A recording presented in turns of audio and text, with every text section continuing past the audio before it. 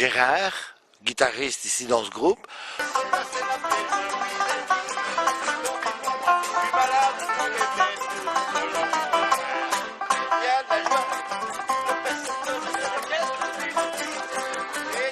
Ah, c'est Bernard, c'est l'accordéon.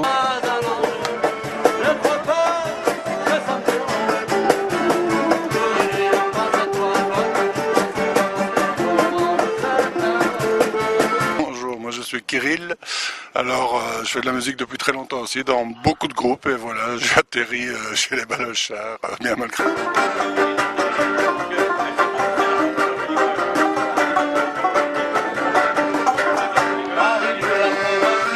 Moi je suis Maxime, le fils de Gérard Migaud.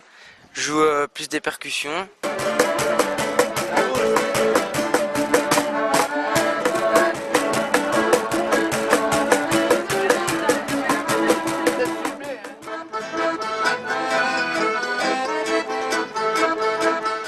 Voilà, justement, les Balochards, ça signifie l'ouvrier insouciant qui s'amuse et qui vit sa vie d'artiste. Pas d'accord, parce que d'abord je suis le seul ouvrier, je ne suis pas insouciant. Et au départ, Balochard, ça veut dire les Robert, c'est le même. Vous savez ce que c'est les Robert?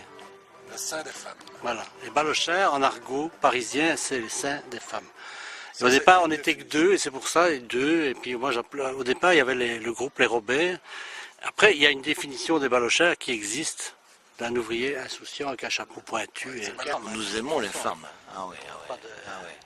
Rien à dire. D'ailleurs, on a une chanson qui se termine par Ik houd van alle vrouwen, mijn hart is veel te groot. Daar ben ik mee geboren, daar ga ik ook mee dood. Ik hou van alle vrouwen. C'est en flamand. Hein. C'est une chanson de Rome, c'est Rome? Rhum. Rhum. Moi aussi j'ai un rhum. Oui.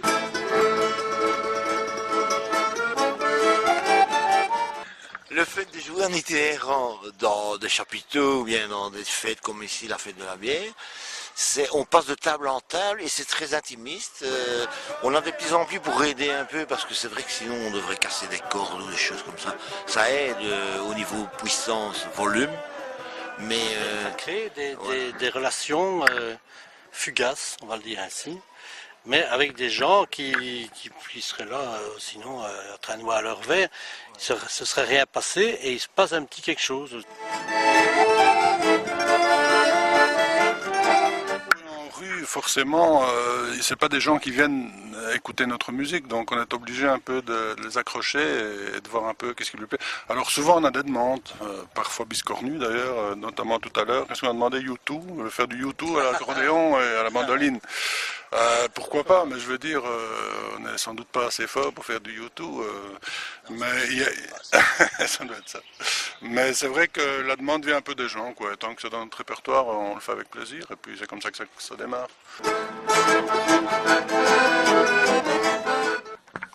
Bon, c'est d'abord l'envie de s'amuser, de s'exprimer. C'est primordial pour des musiciens, s'exprimer. Ça se fait un peu automatiquement en fonction des...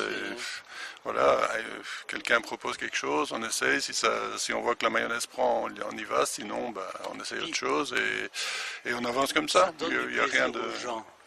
Du plaisir, voilà, le plaisir qu'on peut donner. Aux gens. Mais alors, il ne faut pas croire que le fait de s'amuser, c'est rien que de l'amusement, parce que la musique, c'est du travail d'abord. Il faut travailler beaucoup avant de pouvoir jouer.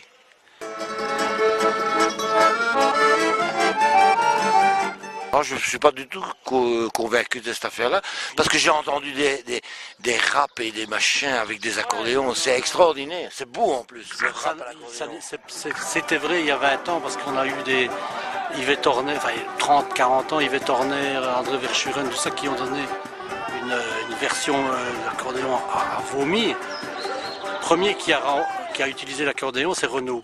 On doit beaucoup à Renaud, chanteur Renaud, qui a remis l'accordéon au goût du jour. Et maintenant, il y a plein... Non, il suffit de voir la fête de l'accordéon. Il suffit de voir la fête de l'accordéon en tournée. Ça n'a plus du tout de connotation négative, enfin, moi je trouve. Sinon, je n'en jouerais pas de toute façon.